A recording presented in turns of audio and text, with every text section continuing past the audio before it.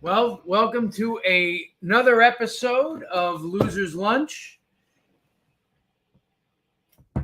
Got to go off camera there for a second while I put my guitar away.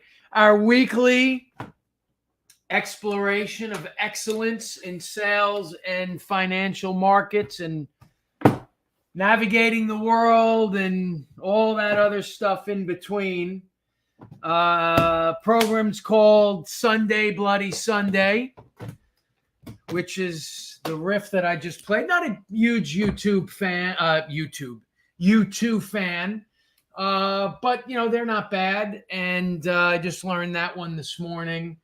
Almost sounds a little bit like Smells Like Teen Spirit. I don't know if I just uncovered a potential lawsuit there, but that riff is a little bit of Smells Like Teen Spirit ish vibe to it. Taylor Hawkins from Foo Fighters passed away. I think it was on Saturday. So there's a connection there too. So why do we call it Sunday Bloody Sunday? Well,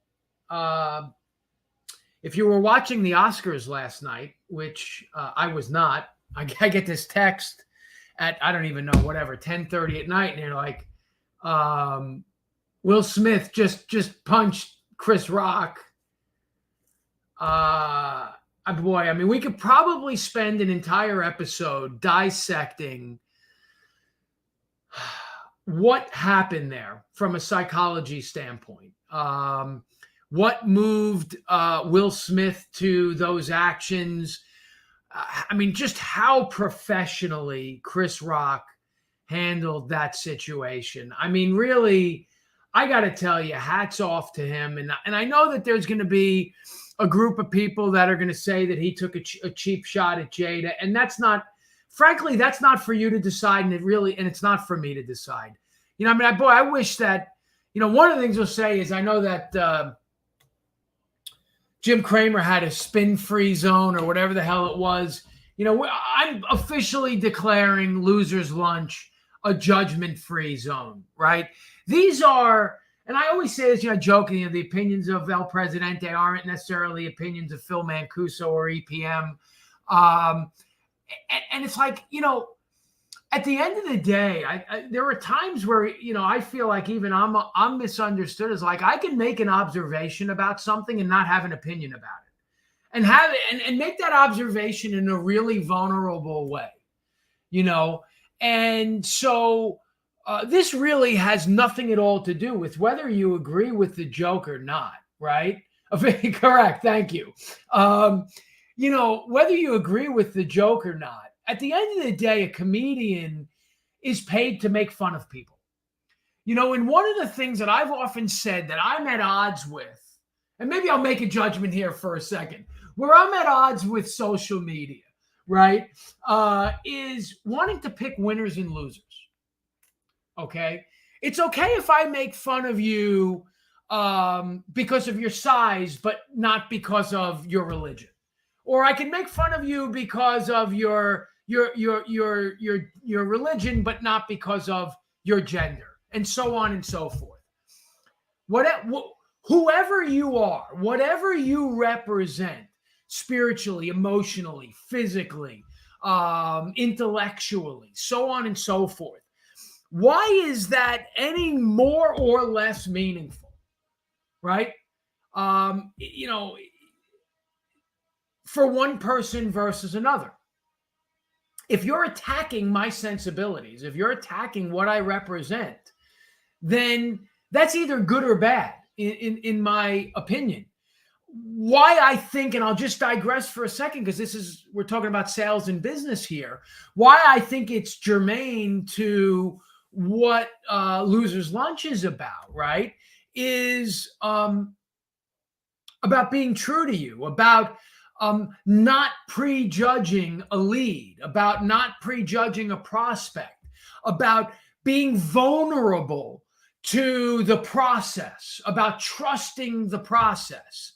And when we try to pick winners and losers, when we are almost too staked in the results, okay, and I'm going to get to that in a second on this Will Smith thing, bad things can happen, right? And so you have a comedian who, in its simplest form, is paid to make fun of people, paid to make jokes. So who cares about what the nature of the context of the joke is? If I'm hurting feelings, I'm hurting feelings. And if if the essence of what I'm doing is not to hurt feelings, but to sort of evoke some laughter and let's just not take ourselves so goddamn seriously, then nothing that Chris Rock can say should piss anybody off. And I know that there's this interplay of it's not what you say, it's how you say it, right? And I get that. And I believe in some truth to that. But by the same token, I'm going to give it to you the other way. If I am paid to make jokes, if I'm paid to critique, if I'm paid to assess, then I would argue that it's not how you say it, it's what you say. I saw this post recently, I think it was an Elon Musk post, which is silence is a lie, right? If you have something to say and you don't say it, you're lying. In a matter of speaking, that old Obi-Wan thing that we talk about with Darth Vader. Many of the truths that we cling to are based on a certain point of view. So ultimately, if you turn around and you have, here's my loser's lunch, by the way. Ultimately, it came a little bit too late. And without Frazier here and Jenna on a plane, I don't know that I can actually eat it. And yes, you do hear construction again. This is our last push to completion. By the end of today, Moyani should be totally done other than a couple touch-ups. But so, yeah, exactly right. That's exactly right, Jenna. So ultimately, if he's up there to tell a joke, then let's not take ourselves so seriously. And I'm not 100% sure that's what happened here, and that's where I'm going to digress to that. But here's what I saw happen in business terms, if you will. I saw Will Smith's initial reaction to the joke be a laugh. That was his gut reaction. And boy, there's a whole segment on that, by the way, folks, because usually your first loss is your best loss. Okay? That is a principle that we haven't discussed here on Loser's Lunch a lot that has served me really, really well over the years. Your first loss is your best loss. You have a situation where you need to make a small concession, or you need to do something, or you need to make a situation right, or, you need to make a tough decision. When you make that tough decision immediately, again, it can't be just shooting first, asking questions later. I'm not suggesting that. But when you make that right decision, that tough decision, when you take that, that financial hit, that first loss is typically your best loss. Oftentimes, that first reaction, if you will, that gut reaction, is usually the right reaction too. And his reaction to laugh that off, boy, I'll be damned if right now he's not sitting there and last night sort of like this, head in hand, saying, why the fuck did I do that? Because his image took a major hit, right? And his first reaction to laugh, I would argue, probably the right reaction, because it was a joke and that's how it was intended. And Chris Rock even said, I kind of let you off a little easy. I mean, I love watching Ricky Gervais on whatever that is, the Golden Globes or one of the things. I mean, he just absolutely lays into everybody.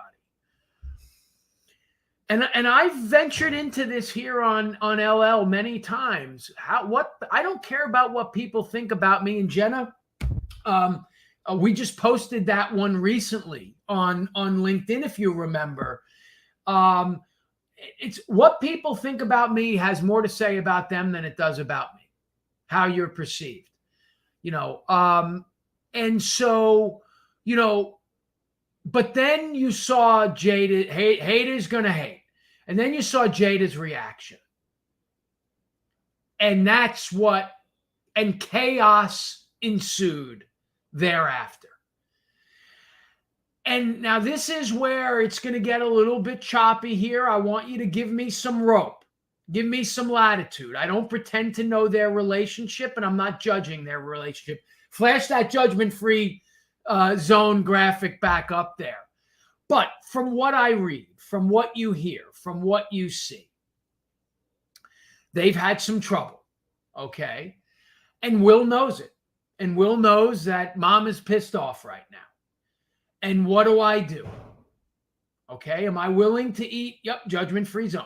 Am I willing to eat loser's lunch and just let it sit there, okay? And then I'll do the papa thing later and, hug her, console her, whatever, right? But here I am, and I know and I'm taking some license here. I don't know these things to be true. You just read what you read. I know my relationship is rocky, and I know that, maybe this is an opportunity for me to earn that commission in our speak here, okay? I've gone on the last 3 sits. I've made a few phone calls. Rates are up. I'm about to throw myself out a window. We'll talk about that a little bit. Hence, part of the reason why I did the Sunday Bloody Sunday. It was a bloodbath in mortgage, TBAs, and bonds in general last week. There's all these tie-ins here, folks. And I haven't earned a commission in a while. And I'm feeling that commission breath, and I'm not willing to eat loser's lunch.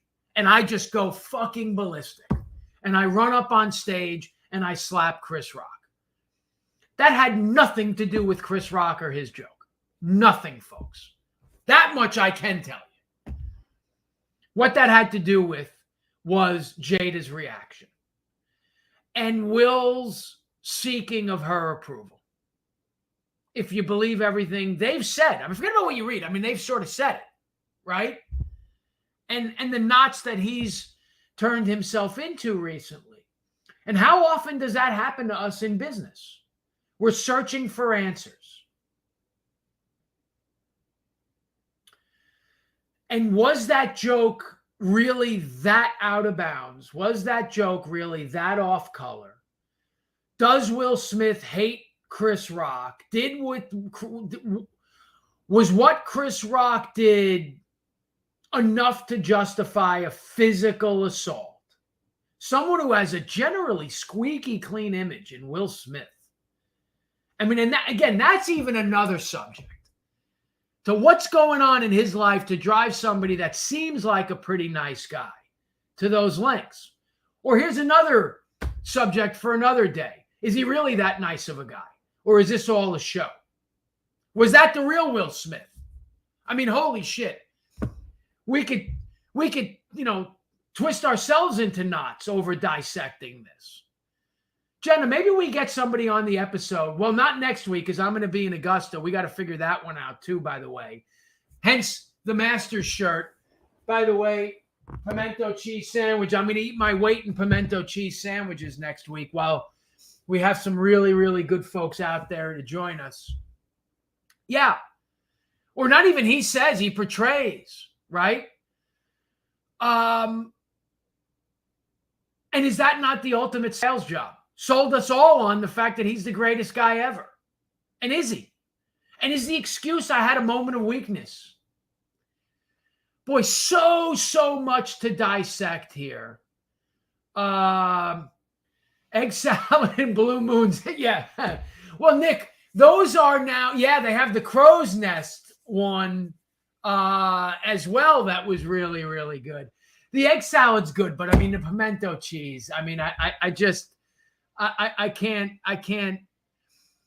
can't do without them. But there are many euphemisms and sales and business lessons in what happened, and the big one for me is Chris Rock. What a rock, pun intended, to just take that. Now, you could tell that he was absolutely stunned, okay? But what the consummate professional to take that bullet, that proverbial bullet. Really, really impressed by that guy. I have to tell you. And now, I don't know what was said, and I spoke to Mike Alasso about this morning. He seems to think that Denzel and Tyler Perry were trying to settle, because I don't know if you saw these like behind the scenes videos. They were trying to settle Will Smith down. I hope they weren't consoling him, because the guy that needed consolation was Chris Rock. Okay. I hope they were trying to calm him down, because maybe, Michael seemed to think, and I don't know if he read something about it, that maybe Will was going to attack him again or what was going on. But by the way, Chris Rock was the victim here, not Will Smith. And I hope we don't turn Will Smith into the victim, because Chris Rock is the foul-mouthed comedian and Will Smith is the Prince of Bel-Air. That one I will say that. That goes back to, perception and reality and all that other stuff. Yeah, and 100%. And I think if that's you, Michael, because you mentioned that this morning, it just says, Facebook user EPM. Look, and you could say it a million different ways. More money, more problems. That life isn't easy, folks. And having the perspective of that. This is why, and we've talked about preparation in Loser's Lunch, why being prepared, while having perspective, right? While respecting the process, while understanding your market, these are all keys to success. And we talk about batting 350, and look, just like baseball's a game of failures, sales is a game of failures. Yes. I love that. The 3 Ps: preparation, process, perspective. Delivered by the 4th P, Phil. Yeah, just a lot of stuff. I'm going to move on. But this is the sort of stuff, folks, that I argue that we should learn from a business standpoint. I talked about the Tony Robbins tapes and the Brian Tracy's tapes and how they helped me learn more about people and their thought process and what moves them to action. A case study of what to and not to do in sales and business by Will Smith and by Chris Rock.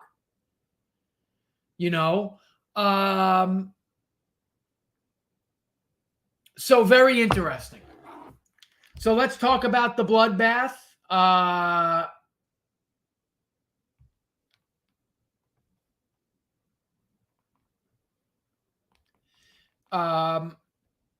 Data for the week.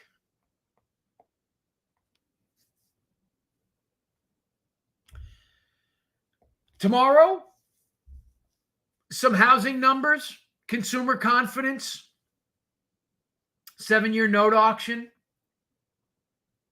Wednesday, of course, we have mortgage apps. It doesn't move the market, but we're always interested in that. ADP. GDP final, which, third print, who cares? We're already wondering about next month, for Q1. Unless it's something totally outlandish. You got some gas and oil numbers, which, we generally, I don't put a lot of stock in, but with gas prices right now, maybe we look at that. PCE on Thursday, and that's up until recently, we didn't care about PPI and CPI. It's been PCE, but we're going to want to look at those inflation numbers, and that could have an impact, and you'd think it'd have an impact on the next Fed meeting.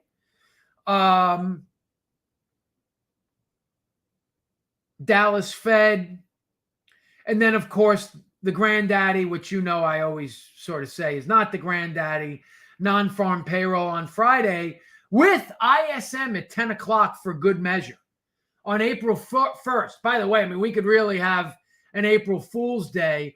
This ADP is one of the few that actually happens in the same month. It's in March 30th, because they don't want to push it out until next week. So we really have this stage is set for a hell of an April Fool's Day. Boy, the next 2 months of data, arguably really important, because the Fed, for me, is ignoring, I go back to figures lie and liars figuring. I'm not seeing the data that supports raising interest rates. I get it. Okay. We talked about the inversion. Go back. In December, I was talking about inversion. And Jenna, we should look at some of those episodes and bring up a clip maybe for one of these. And we've settled down a little bit, because, I mean, nothing happens overnight necessarily, although the bond market, it's close. But at like 7:45, we almost had like a full inversion, by the way. Okay. But threes are yielding 255. Fives are yielding 253. Sevens are yielding 252. Tens are yielding 245. And the 30s are back up to 256. But threes were yielding more than 30s. So the bond market's calling bullshit, folks. When I say rates are never going up, that's the bond market. That's a little bit of, that's a Kevin Delory, Rhode Island slip there. The bond market is calling bullshit here. The Fed is offside. Yes, there is inflation out there, folks. I mean, I got to tell you, if any of you follow cars, watches, wines, I mean, some of this stuff is idiotic. 3, 4, 5 times MSRP on luxury watches. I get it. Wood back up in price. I get it. Some of this will and can trickle into the greater economy. But this is what happens with free money. And it's happening faster and more furiously. And what are we going to do? I was speaking with my Fannie rep, Paul. Shout out to you, Paul, if you're watching. Great guy. And we just talk about everything, right? And this was one of those things. He's like, well, what would you do? So I'm going to go on record here. Jerome Powell, if you're listening, you want to know why what you guys have done hasn't worked and it has hurt at this point, is we don't need 1 3/4 rate mortgages to drive an economy. Okay. We don't need free money to big companies. What we need is money to folks who need it the most. And we don't need free forbearance money. Okay. You want to help somebody, subsidize somebody that lost an income, help them make their mortgage payment, great. Not give somebody who doesn't need it the opportunity to go into forbearance. That happened a lot, folks, and we know that. And then they didn't save that money. They already spent it. Because I'm hearing that in my one-on-ones where these people are coming out of forbearance now, shit out of luck in many of these cases. Because they spent the money, rates are up. What am I going to do? Right now, I think the Fed needs to start buying 4 and 4.5 coupon mortgages, because the coupon with certain caveats, and I don't know how you get anybody to buy into prepayment penalties or such, but I mean, folks, if you're feeling the volume crunch right now in mortgages, we have to sow what we've reaped, if that's even a word. And I'm not going to, bore you with all these charts. Just trust me when I tell you the 4s, the 4.5s are yielding 7, 6, 5 points in fee less than they used to. 2 and 3 points less than where they should be, maybe 4. Why? Because bond buyers are tired of having loans pay off 3 months into the cycle. So when you want to know why we can't get to par, for example, when you have a broker trying to make 275 or a retail shop trying to make 4, whatever, because LOs are making 2, 2.5, 1 3/4, you got 3 points in hits. The house has to make some margin. So all of a sudden, the whole group, let's just say you got a broker making 2 3/4 and you got 2 points in LLPAs.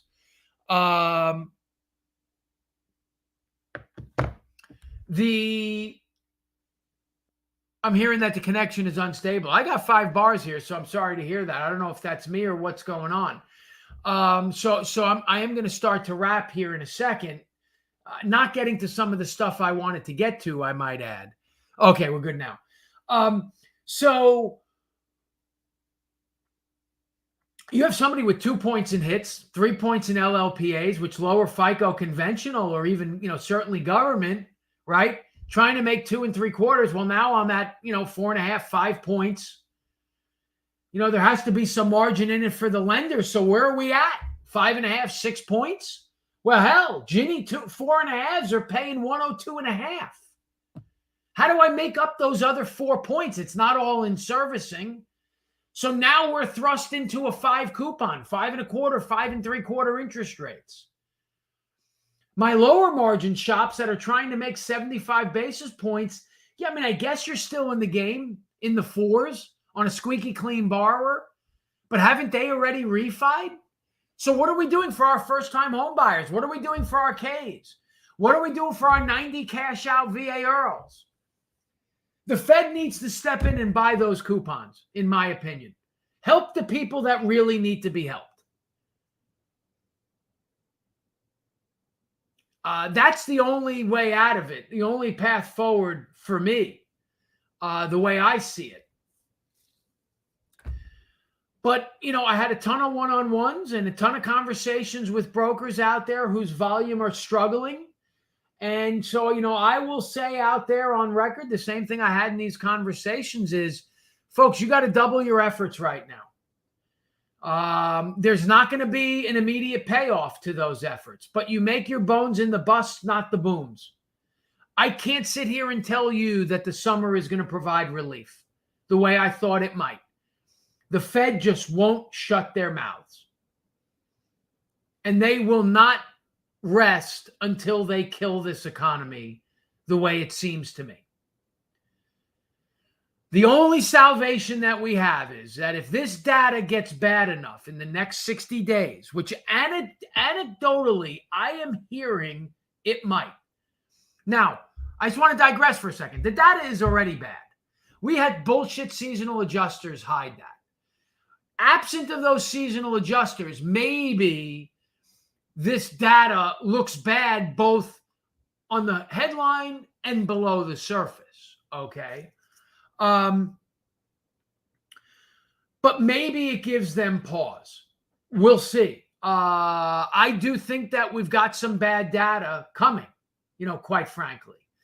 But one of the things that, I heard was the refis are gone and the purchases, I got to make 50 offers to get a house. And I got to work. Imagine how much I'm working with my borrowers to stay the course through 50 offers or whatever the number is. That's why it's called work. Figure it out. Figure out how to work a bit more efficiently. In some instances, you might have to fire your worst customers. One of the habits of 7 highly successful people, being prepared, knowing the market, trying to get more efficient, using your CRMs more efficiently to maintain contact through those 50 offers or whatever it might be. No one said it's going to be easy. And I think a lot of us sort of got, fat and lazy, not in the, in the business sense, not in the physical sense. Over the last 2-3 years, it was easy. To my realtor folks, it's not always going to be this easy with all these offers, by the way. Please don't make the same mistakes we keep making time memorial. respect your mortgage partners, respect the process, and respect the fact that you might not get 3 offers on day 1 of a pocket listing forever. And this is where we all have to begin to respect each other a bit more and stop with the Johnny-come-lately, low-hanging fruit bullshit.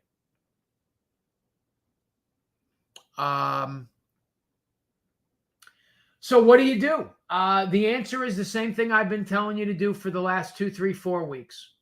Lock the dips. This is not for the faint of heart. You look at these charts and we are so ready for a bounce. So ready.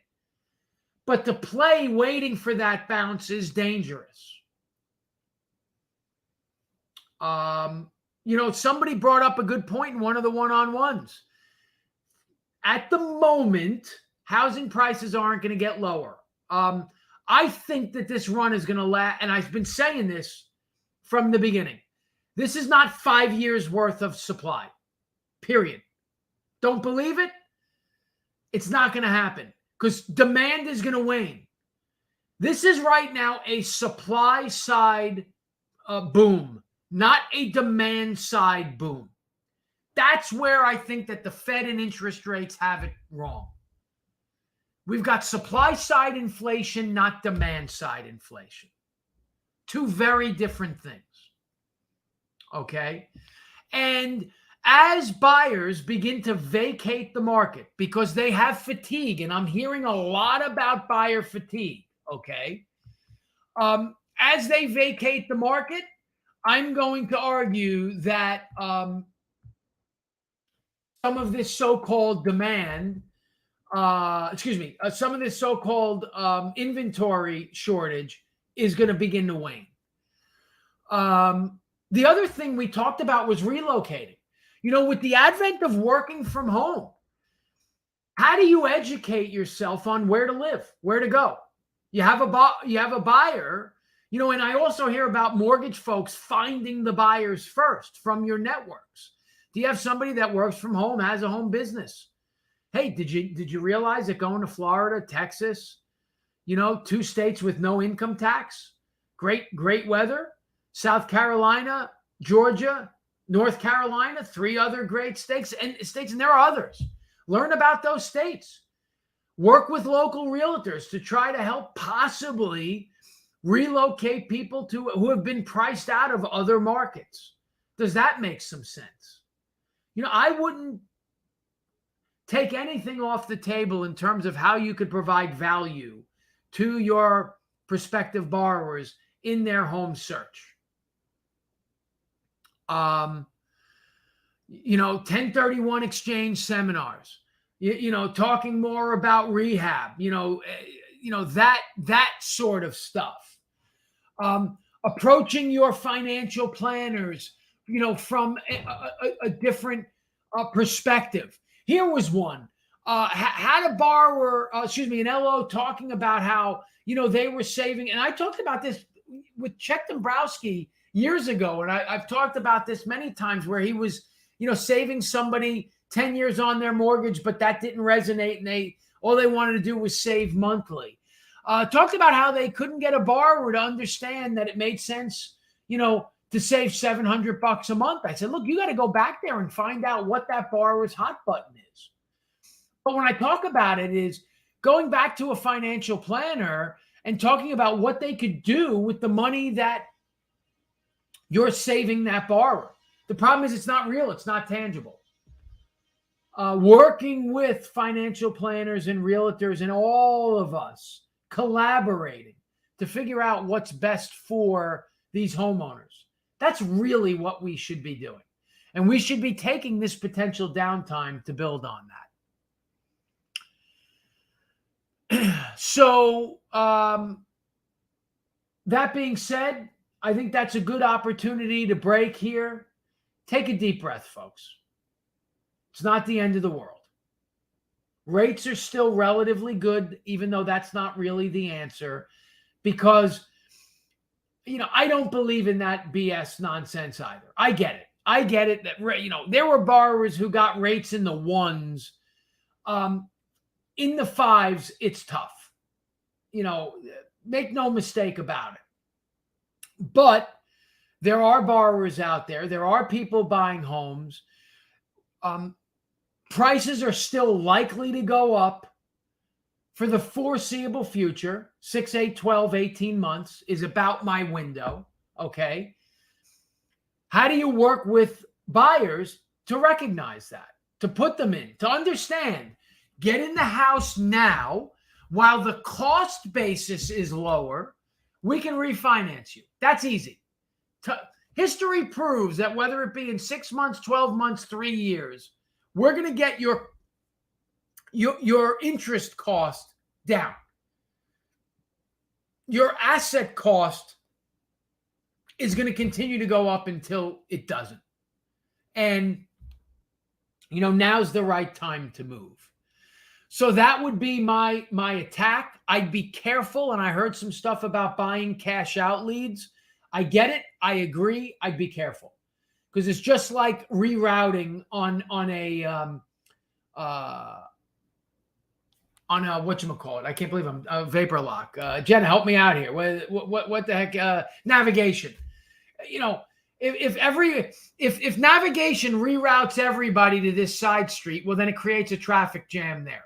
We're going to have a traffic jam on cash out stuff. So, just be careful there.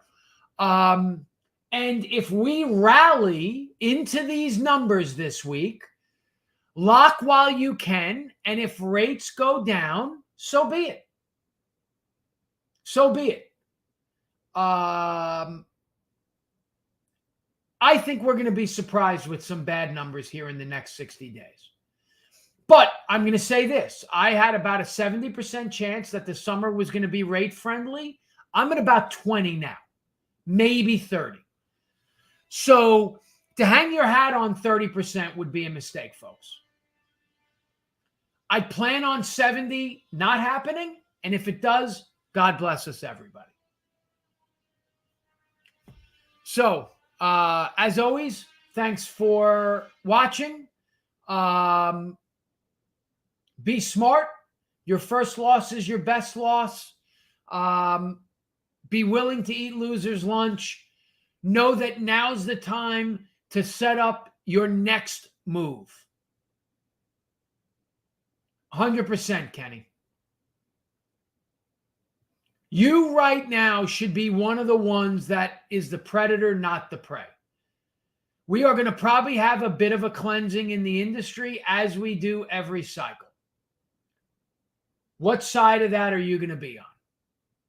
And it's not going to be because you're sipping Mai Tais on a beach. Thank you, everyone. Have a great week. Go out and crush it. And I'm going to eat lunch.